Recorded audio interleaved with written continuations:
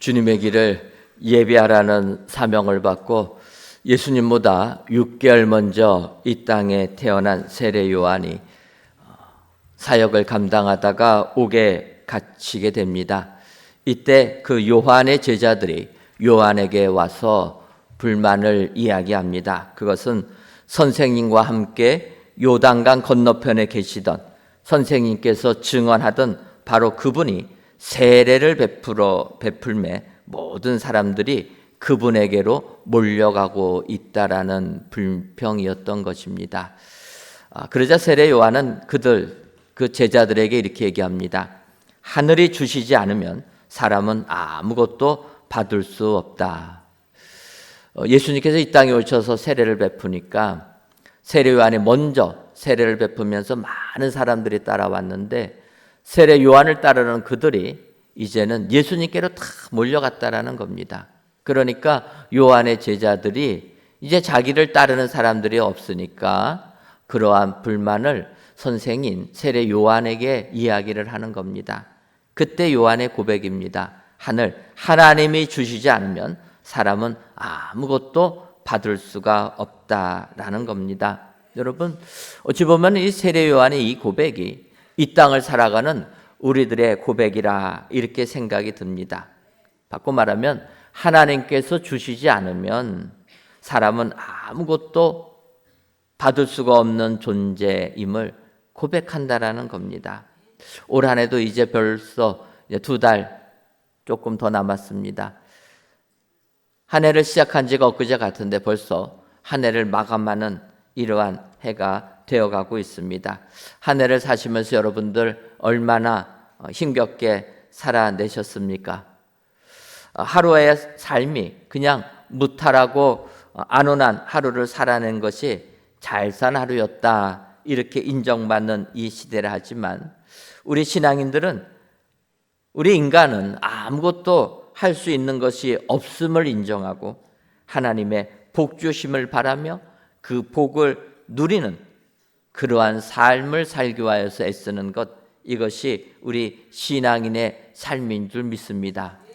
더 나아가서 주님의 길을 예비한 세례 요한은 요한복음 3장 35절과 36절에 이렇게 얘기합니다. 아버지께서 아들을 사랑하사 만물을 다 그의 손에 주셨으니 아들을 믿는 자에게는 영생이 있고 아들에게 순종하지 아니하는 자는 영생을 보지 못하고 도리어 하나님의 진노가 그 위에 머물러 있느니라 이렇게 말씀하고 있습니다. 하나님께서 독생자 예수 그리스도를 사랑하셔서 만물을 그의 손에 다 주셨기 때문에 누구든지 예수님을 믿는 자들에게는 영생이 있고 아들에게 순종하지 아니하는 자에게는 하나님의 진노가 임한다라는 선포인 겁니다. 그렇습니다. 하나님께서 아들인 예수를 사랑하셔 만물을 그의 손에 다 주셨다라는 것. 그래서 이러한 예수님이 이 땅에 오심을 우리는 감사해야 된다라는 겁니다. 더 나아가 이 예수님을 믿으면 영생의 축복이 주어졌다라는 것. 이것이 우리가 진정으로 하나님께 감사해야 될 감사거리인 줄 믿습니다. 추수감사주일을 맞이하여서 진정으로 내가 하나님께 감사할 게 무엇인가? 그 무엇보다도 내가 예수님 믿고 영생의 축복을 받은 것, 이것이 제일 큰 감사라. 올 한 해를 보시면서 이러한 감사가 여러분들 삶 가운데 넘치시기를 주님의 이름으로 축원합니다. 더 나아가 이제 사도 바울은 로마서 9장 5절 하반절에서 그렇게 고백합니다. 그는 만물 위에 계셔서 세세의 찬양을 받으실 하나님이시니라. 아멘. 우리 예수 그리스도를 이렇게 고백하는 겁니다. 예수님은 만물 위에 계셔서 세세의 찬양을 받으실 하나님이시다 얘기하는 겁니다. 사도 바울이 부활하신 예수님을 만나기 전에는 이 영적인 기쁨을 누리지를 못했습니다. 그러다 다메섹 도상에서 부활하신 예수님을 만난 다음에는 그는 변화를 받아서 정말 예수 안에 있는 삶이 얼마나 축복된 삶인가. 그래서 그 하나님을 감사하고 그 예수님께 영광을 돌렸다라는 겁니다. 바울은 로마서 11장 36절에서 이렇게 고백합니다. 이는 만물이 주에게서 나오고 주로 말미암고 주에게로 돌아감이라. 그에게 영광이 세세 있을지어다. 아멘. 여러분, 만물은 주께로부터 나오고 주님으로 말미암고 주에게로 돌아간다는 겁니다. 그래서 우리는 예수님께 모든 영광을 돌려야 된다라는 겁니다. 사실 사도 바울이 로마서 9장을 쓸 때는 믿지 아니하는 이스라엘 백성들, 그걸로 인하여서 갈등하며 고민하며 고백하는 내용입니다.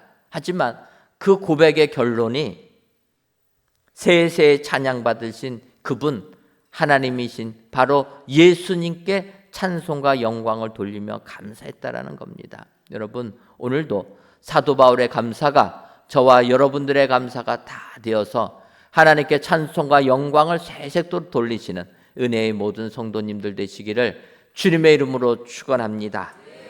그렇다면은 세세의 찬양을 받으실 그분, 즉 하나님이신 예수님께 감사할 내용은 무엇입니까? 먼저는 고륙의 구원을 위해 근심 주심에 감사했다라는 겁니다. 로마서 9장 3절을 보면 나의 형제 곧 고륙의 친척을 위하여 내 자신의 저주를 받아 그리스도에게서 끊어질지라도 원하는 바로다. 이렇게 사도 바울이 고백을 합니다. 사도 바울이 예수님을 믿고 나니까 예수 믿는 기쁨이 너무나 좋기 때문에 아직까지도 유대교에 있어서 주님을 믿지 아니하는 나의 형제 곧 고륙의 친척들을 위하여 내 자신이 저주를 받아 그리스도에게서 끊어질지라도 그들이 예수 믿고 구원받기를 원한다. 이러한 고백이 사도 바울의 고백이라는 겁니다. 주변에 믿지 아니하는 사람들을 볼 때 얼마나 근심이 생기고 걱정이 생깁니까? 그런데 그러한 근심, 걱정 주신 것도 감사할 제목이라는 겁니다. 여러분, 우리가 이 세상을 살다 보면 이 세상에는 참으로 걱정, 근심거리가 많습니다. 어느 누구도 걱정, 근심 없이 사는 사람은 없을 겁니다. 우리가 아는 대로 믿음의 조상이라고 하는 아브라함도 마찬가지라는 겁니다. 믿음의 조상임에도 불구하고 그가 이 땅을 살아갈 때는 많은 걱정, 근심이 있는 겁니다. 특별히 그가 아내 사라의 여종 하갈을 통해서 이스마엘을 얻지 않습니까? 그걸로 인해서 아브라함은 큰 근심이 있었다라는 겁니다. 우리가 아는 대로 아브라함과 아내 사라를 통하여서 아들이 생기지 아니하니까 인간적인 방법을 동원해 사라의 여종 하갈을 통해서 이스마엘을 낳게 됩니다. 그런데 이스마엘을 낳은 다음에 한참 있다가 사라를 통하여서 약속의 아들 이삭이 태어나게 됩니다. 문제는 이삭이 젖될 때가 되었을 때 형인 이스마엘이 이삭을 놀리는 겁니다. 그것을 보고 아내 사라가 분노하는 겁니다. 그러면서 이스마엘과 하갈을 내쫓으라는 거예요. 하갈과 이스마엘, 사라의 종이고 또 쉽게 말하면 첩의 아들이지만 아브라함의 아들 아닙니까? 내쫓아야 되는 겁니다. 이때 아브라함이 그 일로 인하여서 근심하였다. 성경이 이야기하는 겁니다. 또 아브라함의 아들 되는 이삭도 마찬가지입니다. 이삭은 성경을 보면 순종의 사람입니다. 싸우지 않는 사람입니다. 그럴 사람들이 우물을 빼앗으면 다 주고 새로 우물을 파던 사람이 이삭입니다. 그런데 이삭에게도 걱정 근심이 있었다라는 겁니다. 그것은 그의 아들 장남 에서가 이방 여인들과 결혼한 문제라는 겁니다. 이방 여인 둘과 결혼했는데 다 이방 여인이라는, 신앙이 없는 사람과 결혼하는 것을 보면서 이삭이 근심을 했다. 성경이 이야기합니다. 또 우리가 아는 대로 그 야곱도 마찬가지 아닙니까? 야곱이 애굽 왕 바로 앞에 섰을 때 그가 그의 인생을 고백합니다. 왕이여, 내 인생을 돌아보니 나는 130년 동안 험악한 인생을 살았습니다. 걱정, 근심 속에서 130년을 살았습니다. 이게 야곱의 고백이라는 겁니다. 우리가 아는 대로 야곱, 장자의 축복 받기 위하여서 형을 속이고 아버지 속이고 장자 축복 받는 바람에 도망자의 삶을 살지 않습니까? 외삼촌 라반의 집에서 20년을 살 때 라반, 장인인 라반으로부터 10번이나 속임을 당한 사람이 야곱이라는 겁니다. 그것뿐이 아닙니다. 그의 아들 요셉이, 다른 아들들이 요셉이 동물에게 찢겨 죽였다, 죽음을 당했다, 아버지에게 거짓말로 이야기하는 바람에 20년 넘게 요셉을 자기 가슴에 묻고 산 사람이 야곱이라는 겁니다. 그의 인생이 얼마나 근심이고 걱정 속에서 살았겠습니까? 바꿔 말하면 우리가 사는 이 세상은 걱정, 근심을 떠나서 살 수가 없다라는 겁니다. 그래서 솔로몬은 전도서 1장 13절에서 마음을 다하며 지혜를 써서 하늘 아래에서 행하는 모든 일을 연구하여 살핀즉 이는 괴로운 것이니 하나님이 인생들에게 주사 수고하게 하신 것이라. 솔로몬이 전도서에서 이렇게 고백합니다. 자기가 모든 지혜, 마음을 탁 해서 연구를 해보니까 사람들이 사는 삶은 괴로운 것뿐이라는 겁니다. 그런데 왜 이렇게 인간들이 이 세상을 살면서 괴롭게 근심 속에서 사는 것인가 살펴보니 하나님이 인생들에게 수고하게 하신 것이라는 겁니다.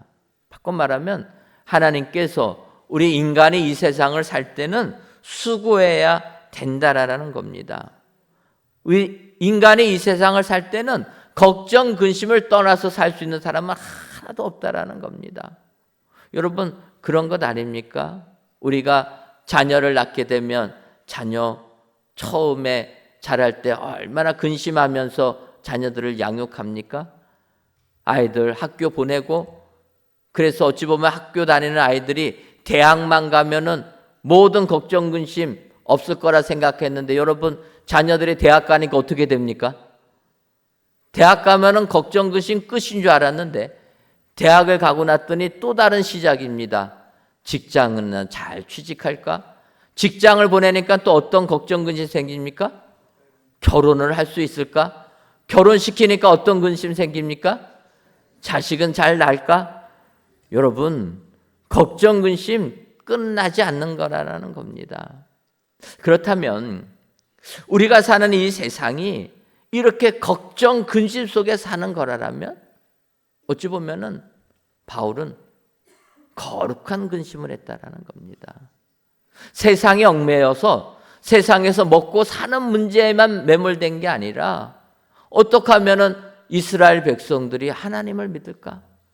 어떻게 하면 저들에게 전도해서 영생의 축복을 누리게 할까? 그 근심을 했다라는 겁니다. 여러분, 우리가 세상을 살 때 걱정, 근심 떠날 수 없다라면, 이왕 할 근심이라면 거룩한 근심하는 게 축복인 줄 믿습니다.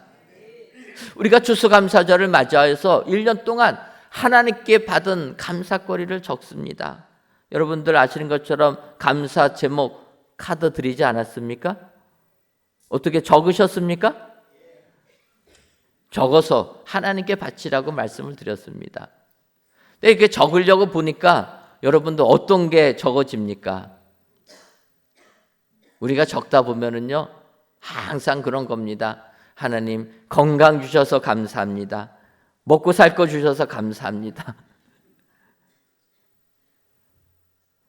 전도케 해주셔서 감사합니다. 안 믿는 사람 전도할 수 있게 작정시켜 주셔서 감사합니다. 그런 감사 적으셨습니까? 예. 대답에 적으실 줄 알았습니다. 우리가 이 세상에 살다 보면은 세상 것 주심에는 감사가 많은데 거룩한 근심은 감사가 잘 안 나온다는 겁니다. 사도 바울은 사명을 받은 다음에는 이 거룩한 근심으로 가득 찬 사람이었다라는 겁니다. 이 세상 살면서 환난 당하는 것, 먹고 사는 문제, 감옥에 갇히는 거, 그거 걱정하지 않았다라는 겁니다. 어떻게 하면은 이방인들에게 복음을 전할 것인가? 어떻게 하면 유대인들이 예수님을 믿을 것인가? 거룩한 근심을 했다라는 겁니다. 우리들도 이런 거룩한 근심의 사람 되기를 소원합니다. 세상 살면서 세상에만 매몰돼서 걱정 근심 속에 사는 게 아니다. 어떻게 하면 하나님께 찬양과 영광을 돌릴까? 어떻게 하면 주님을 위하여 헌신할 것인가? 어떻게 하면 안 믿는 자들을 전도할 것인가? 우리가 이런 근심을 하게 될 때 사도 바울의 감사가 우리의 감사가 다 되게 될 줄 믿습니다. 오늘 귀한 예배를 드리시는 사랑하는 성도 여러분, 우리가 주를 위하여 거룩한 근심을 하게 될 때 하나님께서는 찬송과 영광을 세세토록 받으실 줄 믿습니다. 이런 거룩한 근심을 하시는 저와 여러분들 되시기를 주님의 이름으로 축원합니다. 사도 바울이 하나님께 감사한 내용은 양자됨과 예배와 약속들 주심에 감사했다라는 겁니다. 로마서 9장 4절을 보면 그들은 이스라엘 사람이라 그들에게는 양자됨과 영광과 언약들과 율법을 세우신 것과 예배와 약속들이 있고, 쉽게 말하면 이스라엘 백성들이 되었다라는 것에 감사했다라는 겁니다. 왜냐하면 하나님께서 이스라엘 백성 삼아주신 그들에게는 양자됨과 영광과 언약들과 율법을 세우신 것과 예배와 약속들을 주셨기 때문이라 사도 바울이 고백하는 겁니다. 바꿔 말하면 이스라엘 백성이 되었다라는 것은 양자가 되었다라는 겁니다. 여러분, 양자됨이 무엇입니까? 양자됨은 부모가 직접 낳은 자녀는 아니고 남이 낳은 자녀지만 나의 자녀라고 인정해 주는 게 양자 아닙니까? 그래서 우리가 양자, 양녀를 삼는 겁니다. 내가 낳진 않았지만 낳은 자라. 그러면 양자됨의 축복은 무엇입니까? 부모가 가지고 있는 모든 것을 상속받는, 누리는 축복을 받는다라는 겁니다. 이스라엘 백성들은 하나님이 택하셔서 양자됨의 축복을 받았다라는 겁니다. 자기들이 하나님 자녀 되려고 노력한 게 아니다라는 거예요. 하나님이 먼저 택하셨다라는 겁니다. 하나님이 이스라엘 백성을 택하셔서 양자됨의 축복을 주신 것, 이게 감사거리라는 겁니다. 바울의 입장에서는 아직 이스라엘 백성들이 예수님을 영접하지 않습니다. 그럼에도 불구하고 하나님이 양자됨의 축복 주셨기 때문에 그들이 언젠가는 예수님을 믿을 것이라, 그래서 하나님께 감사하는 겁니다. 또 영광을 주셨다라는 건 아닙니까? 그 영광은 양자된 자들이 부모를 섬기는 영광을 의미하는 겁니다. 양자가 되었기 때문에 양자들이 누릴 수 있는 영광, 그 영광을 주는 겁니다. 더 나아가서 그들에게 무엇을 주십니까? 언약들과 율법을 세우신 것과 예배를 주신다. 여러분, 하나님의 말씀을 주시는 것이 축복 아닙니까? 더 나아가서 예배를 주신다라는 거예요. 오늘도 이 시간에 하나님께 예배를 드리고 있습니다. 예배 드릴 수 있는 것이 감사거리인 줄 믿습니다. 여러분, 우리가 매 주일마다 예배당에 나와서 예배를 드리지만 어떤 분들은 예배 드리고 싶어도 예배를 나올 수가 없어서 예배를 못 드리는 분들이 계시다라는 겁니다. 이렇게 건강하게 성전에 나와서 또는 영상으로 하나님께 예배 드릴 수 있다라는 것, 이게 감사거리 아니겠습니까? 더 나가서 하나님께서 이스라엘 백성들에게 주신 것은 약속들을 주셨다라는 겁니다.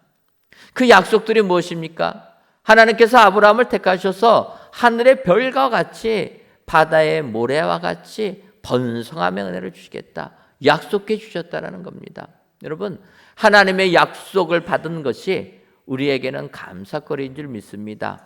오늘 이 시간 하나님께 예배드리시는 여러분들, 하나님께서 각각의 삶에 하나님의 약속들이 그대로 임하게 될 줄 믿습니다. 아브라함에게 주신 축복이 저와 여러분들의 축복 되시기를 바랍니다. 우리의 자손들이 하늘의 별과 같이 바다의 모래와 같이 많아지는 축복, 우리가 아브라함처럼 복의 근원이 되어서 복을 사람들에게 나눠주는 축복, 이것이 하나님께 감사거리라라는 겁니다. 여러분, 하나님께서 우리 교회를 은혜광성교회로 새 출발시켜 주시면서 우리 교회에 기도 제목이 있습니다.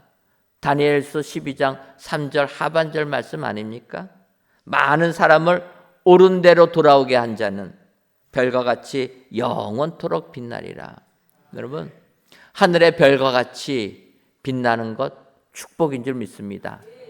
하늘의 별과 같이 빛나는데 그 별이 하나가 아니라 무수히 많은 별이 되어서 빛나는 것, 하나님이 우리 교회에 주신 축복인 줄 믿습니다.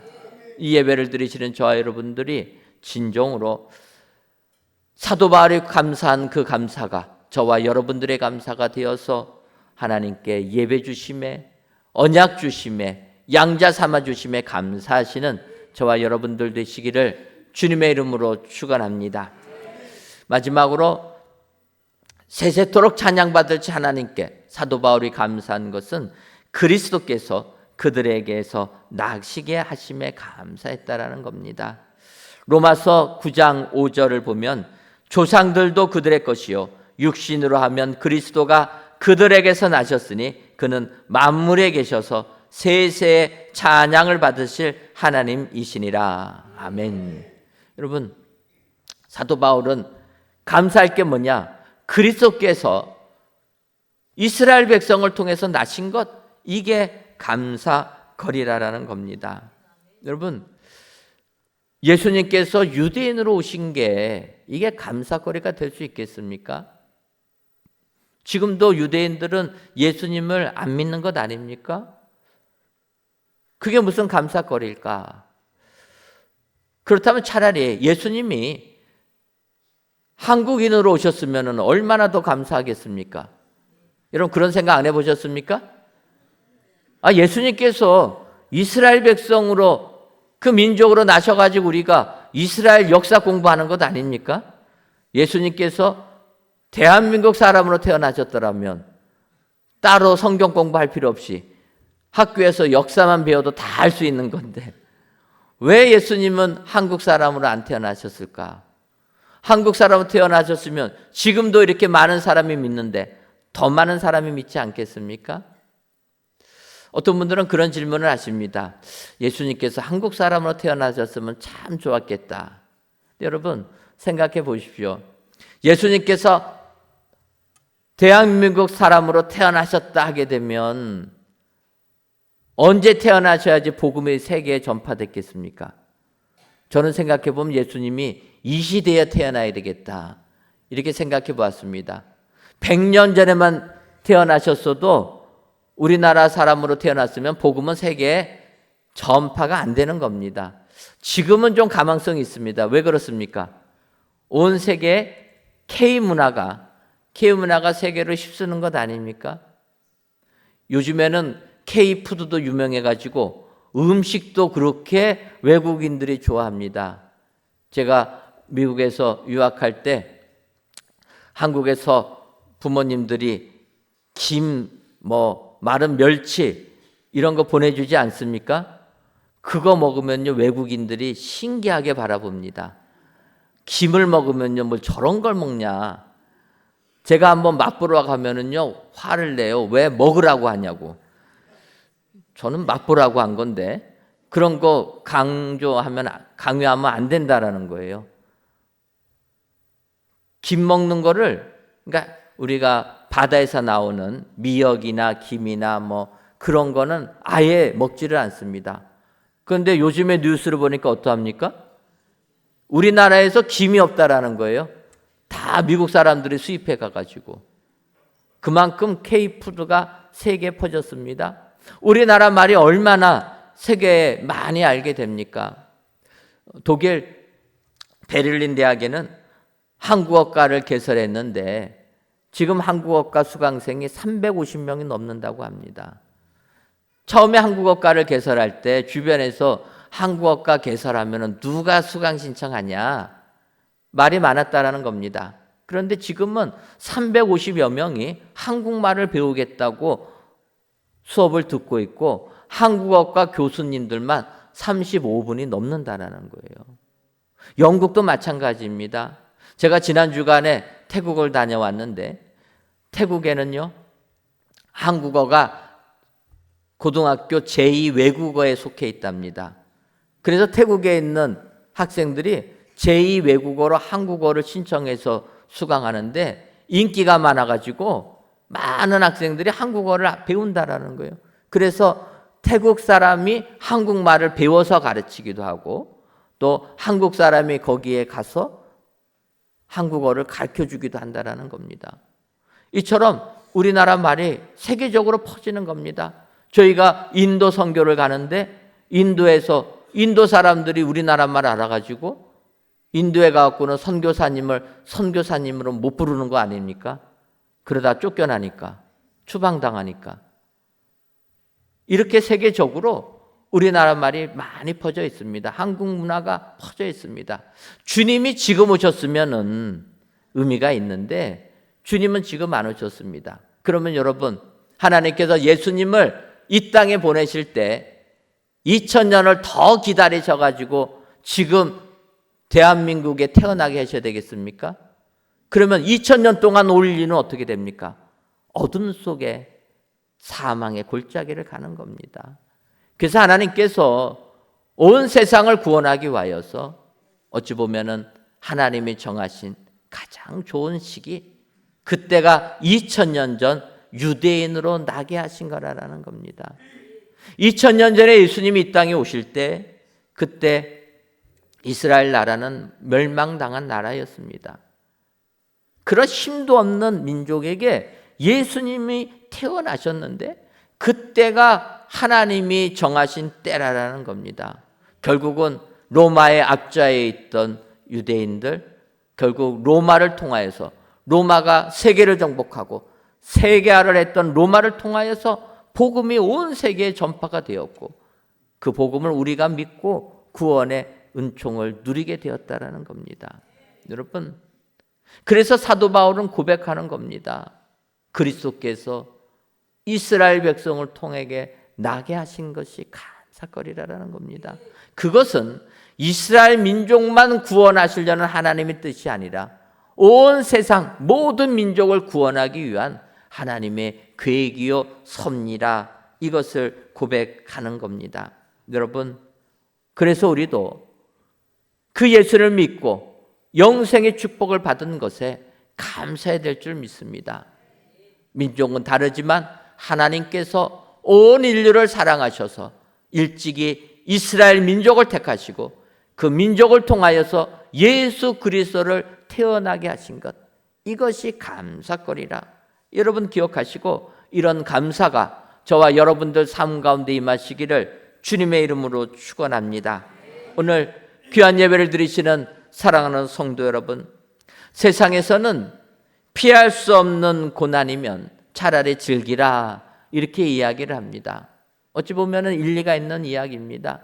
우리가 인생을 살면서 걱정 근심이 떠나지 아니하는데 그 걱정 근심을 피할 수 없다라면 기쁜 마음으로 즐기면서 이겨라, 이렇게 세상은 이야기합니다. 하지만 우리 신앙인들은 걱정 근심을 즐기는 게 아니라 오늘 말씀을 보게 되면 어차피 피할 수 없는 근심이라면 세상 근심에 매몰돼서 그 근심 한가운데 사는 삶이 아니라 눈을 들어 한 차원을 높여서 거룩한 근심을 하게 되면 이것이 축복이라 오늘 성경이 말씀해 주시는 줄 믿습니다. 오늘 귀한 예배를 드리시는 저와 여러분들이 눈을 들어서 거룩한 근심을 하시며 이 근심, 걱정, 거룩한 근심 주신 것에 감사하시는 저와 여러분들 되시기를 주님의 이름으로 축원합니다.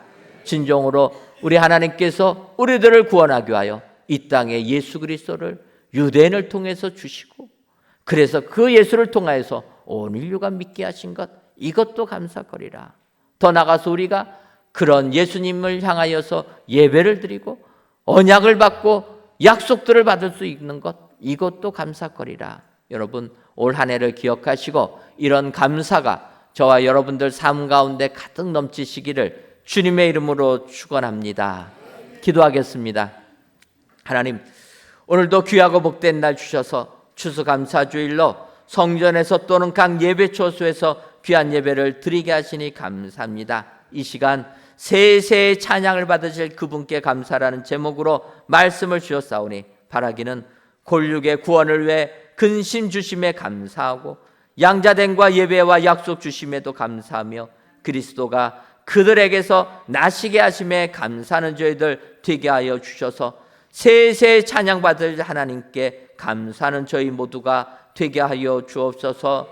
한 해 하나님께서 우리와 함께 하시고 한참 더 높여 영적 신앙인이 되게 하심도 감사하는 저희들 되게 하셔서 남은 기간도 하나님께 영광과 찬송을 돌려드리는 우리 모두가 되게 하여 주옵소서. 예수님의 이름으로 기도하옵나이다. 아멘. 주 없이 살 수 없네 죄인의 구주여 그 귀한 보배 피로 날 구속하시니 구주의 사랑으로 흘리신 보혈이 내 소망 나의 위로 내 영광 됩니다. 주 없이 살 수 없네 나 혼자 못서리 힘없고 부족하며 지혜도 없으니 내 주는 나의 생명